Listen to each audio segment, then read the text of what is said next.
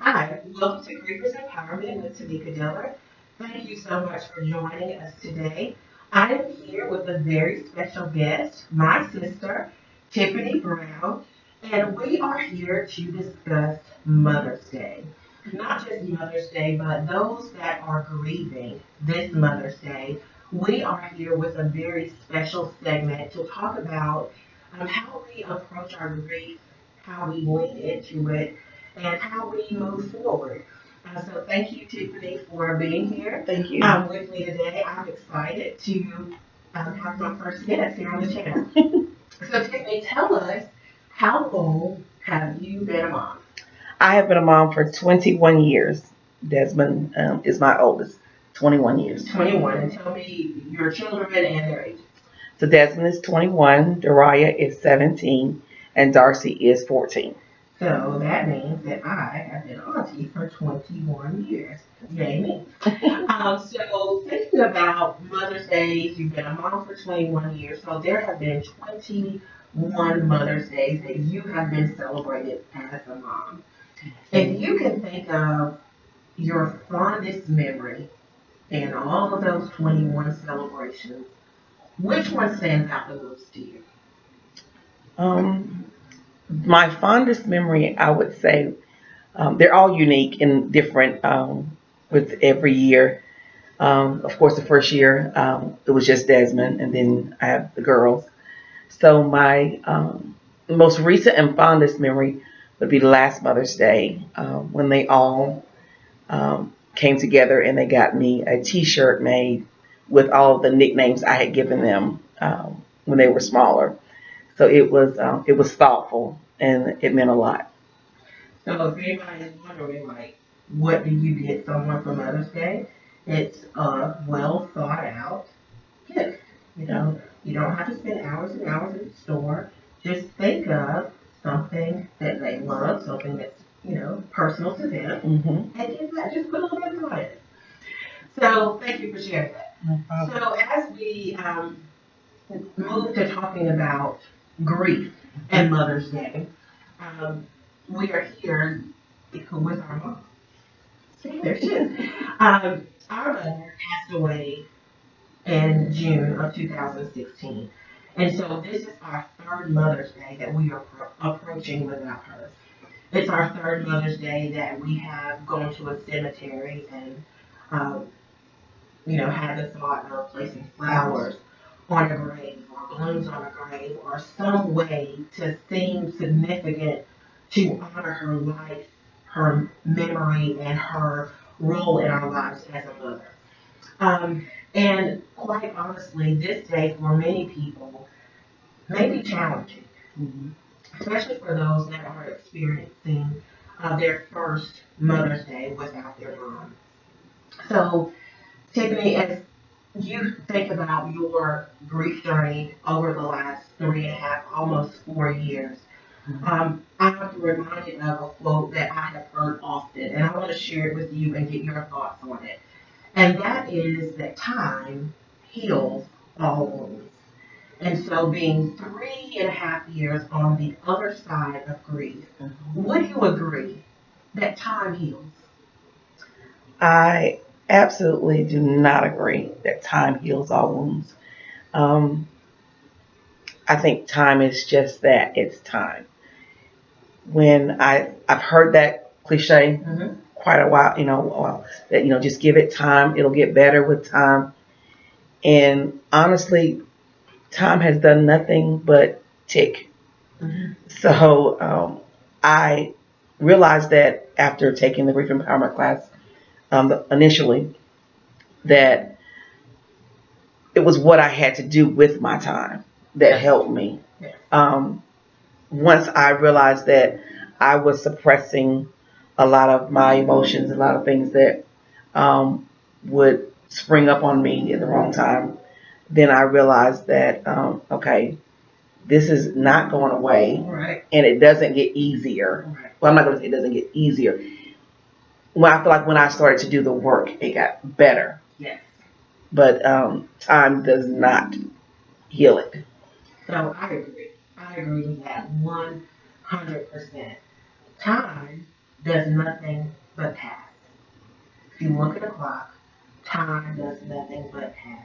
If you look between the 12 and the 1, there is not a healing agent between each hour. Mm-hmm. There is not a healing agent anywhere between the long hand and the short hand. You will not find it. Yeah. But what I have discovered is what we do with our time that provides us the opportunity to move forward.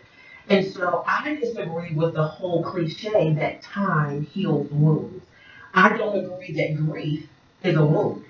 I believe that grief is an experience that we all have at some point in our lives, but it is not a wound. This is nothing that needs an ointment or a band-aid. Grief is an experience.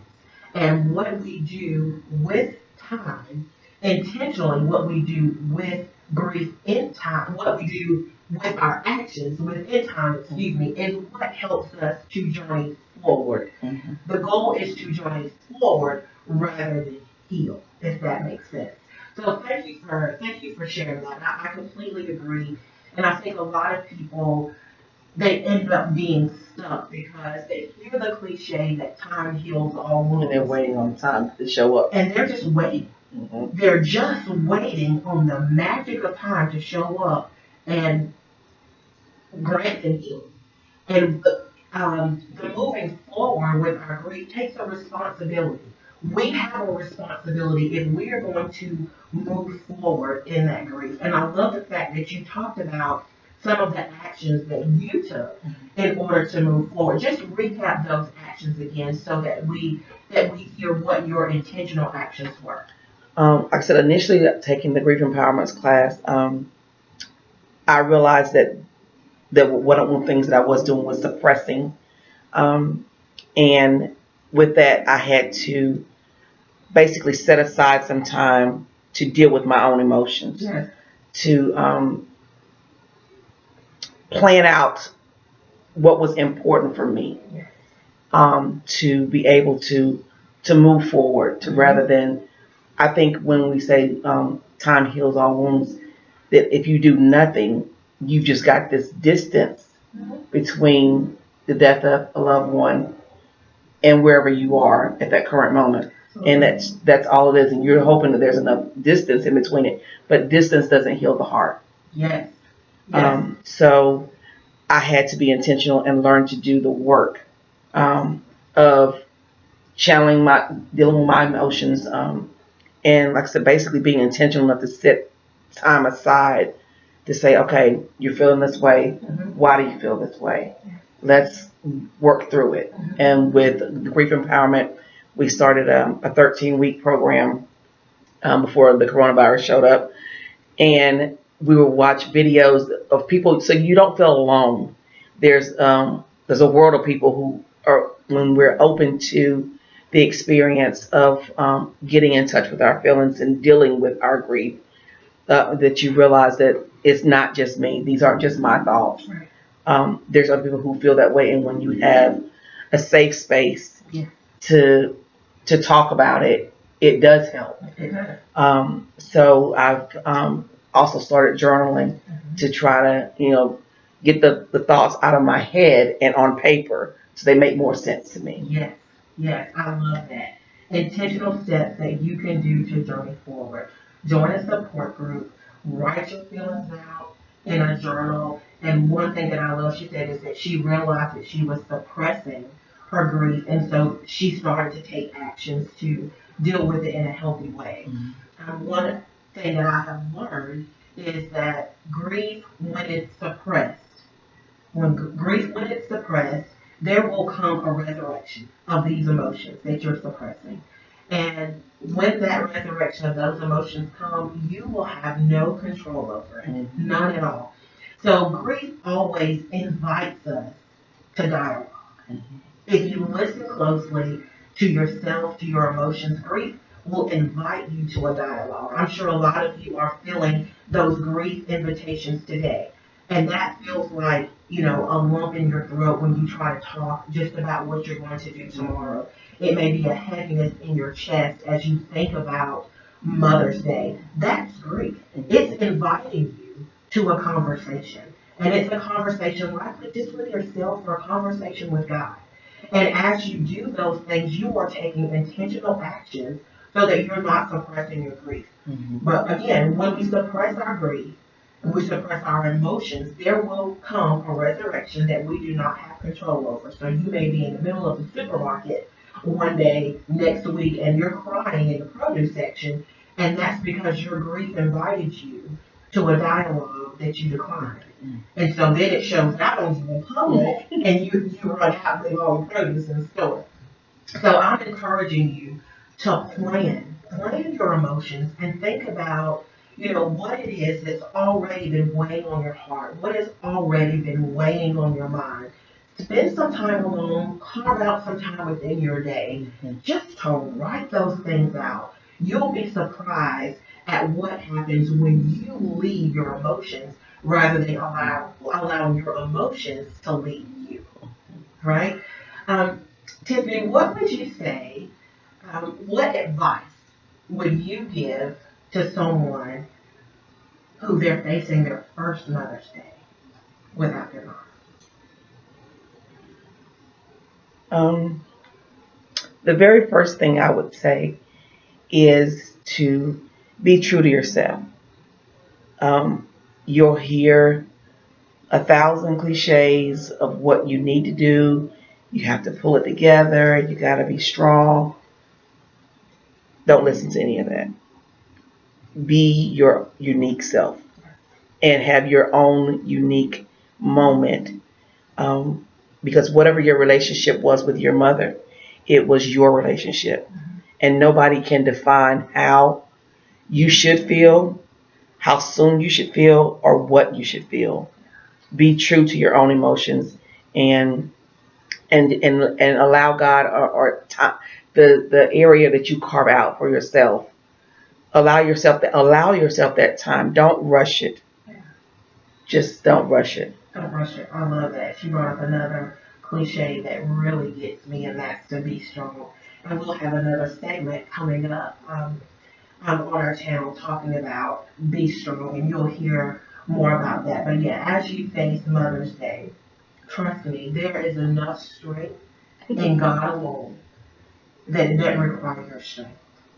It doesn't require your strength. So if you can, be true. Be true to yourself. When people ask you how you're doing, be open and honest with them. If you're having a hard day, say that. Be honest, because I think when we're honest with ourselves, when we're honest with others, that's when the help shows up. Mm-hmm. If I'm being strong, I'm forfeiting the help and the strength of God and the help of the people and the comfort that He sends my way.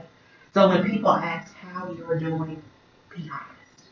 Yeah. It's okay to be honest. It's okay to be human, but you don't have to be strong. No. You don't have to be strong. As we prepare to close out this segment of Griever's Empowerment, we want to talk about just a fond memory of our mom. Our mom died 3 years ago, like we said, but she was an absolute amazing mom. Yeah. She was an amazing mom to 3 amazing daughters and amazing grandmother. She loved her grandkids more than she loved us. But it's really helpful and healing to our hearts just to spend some time in honest reflection of the woman and the mother that she was. Mm-hmm. And this, for us, is how we are channeling grief. So grief doesn't always look like tears and sackcloth and ashes. Right. Grief can look like honor. It can look like smiles and reflection. This is grief. Right. This is grief. We are in the middle of grief right now.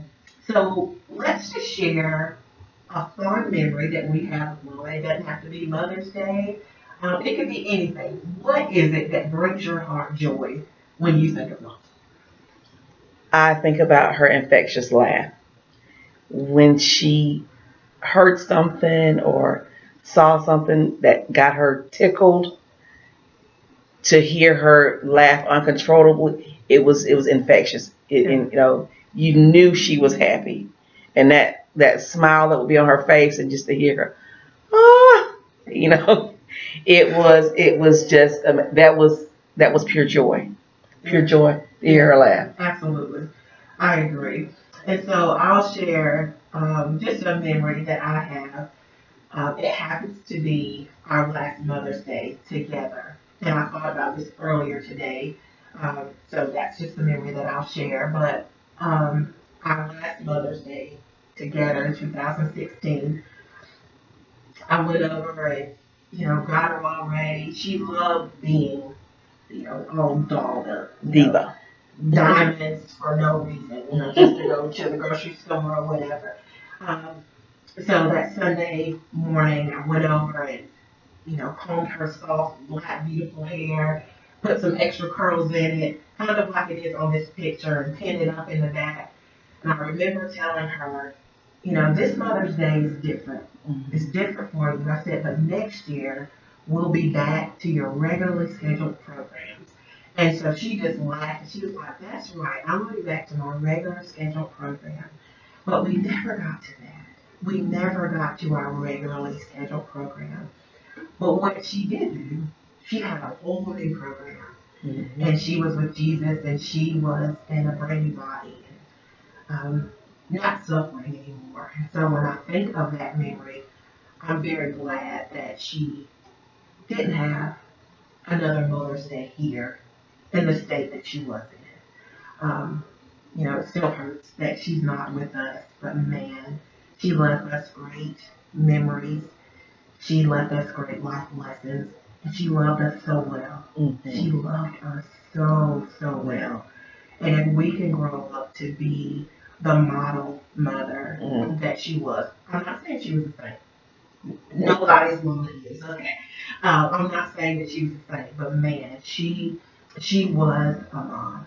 She was a godly mom, and I'm just thankful for her life, and I'm thankful for all that she imparted into us. In our relationships, yeah. Yeah, she imparted so much into us, and so I'm thankful. And so for you that are approaching Mother's Day, we want to wish you the best Mother's Day possible. Mother's Day may be filled with tears. It may be filled with laughter. Whatever it is, I hope it's the best Mother's Day possible for you. Mm-hmm. Know that you are thought of. You are intentionally thought of as we approach this Mother's Day weekend. Some of you may be standing over a graveside for the first time and having a one-sided conversation. We know what that feels like. And although we may not know exactly what you feel in your heart, because your grief is unique as your fingerprint, but we know how it feels. We may not know how you feel, but we know how that feels. Mm-hmm. And we're thinking of you. You are being prayed for, and you're being lifted up. And we pray that you feel the strength of God so that you don't feel the need to be strong in the coming days. As we close out again, we just want to say thank you. Thank you for joining Griever's Empowerment. We look forward to spending more time with you. Please like and subscribe to this channel and share this video with someone who may benefit from the content. Thank you so much, and be well until next time.